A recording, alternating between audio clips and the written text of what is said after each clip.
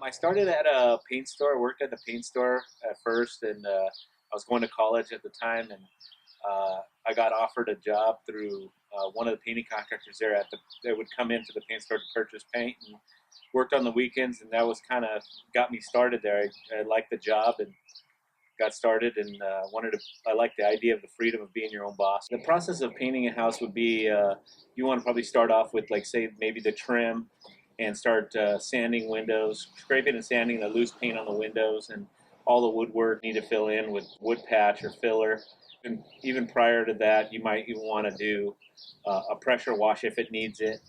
If it doesn't need it, then you can just go ahead and start the prep on the woodwork. After the woodwork, all the wood trim, then you would kind of go to the stucco and start prepping that, and opening up the cracks and patching the cracks, and matching the texture of the stucco.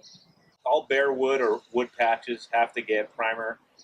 Usually I'll do on the outside, I will prime first, and then I'll do 2 coats of enamel on any wood trim, and then on stucco we'll prime the stucco patches, and then we'll do 2 coats of like 100% acrylic flat latex on the top of that. The difference in the quality of paint would be, there's different qualities, but there's different.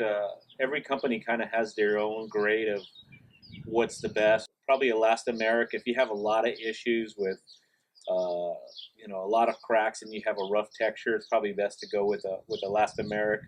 But if you don't, then 100% acrylic would be the next best thing. And then from then on, there's other products that are not 100% acrylic, but they will not hold up.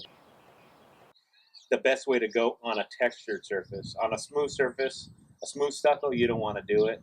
But a textured surface, it would be probably the best way to go.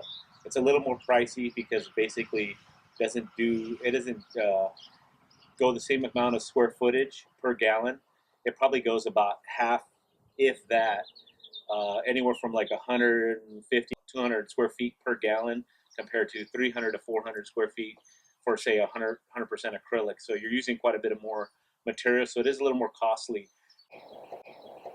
Just want to be licensed and bonded is the number one thing. Anytime you go get an estimate, you just got to make sure you match apples with apples. If they're cutting prices, they're gonna look for a shortcut at the job. Either trying to cover it with one coat, or they probably, a lot of times they won't do the preparation like they're supposed to do. And those are the ways. I mean, they might water down the paint. You definitely want to. You don't always want to be looking for the cheapest price out there. That's not always the best way to do it. I mean, you got to match apples with apples, and hopefully you can get a referral or something that you can get information about the contractor before you go with them. When it comes to us, we always do the best type of preparation. I haven't seen anybody do much better than what we do, and you really get your money's worth when you're dealing with us. I can go back to jobs 5, 6, 7 years later, and the house still looks great. I can take a lot of pride in that and go, I know I did a good job. And most of my businesses, I would say about 95% of my business is all referral. So I don't do really much advertising, and I stay busy as it is just doing that. So that's kind of that tells you that I'm doing something right.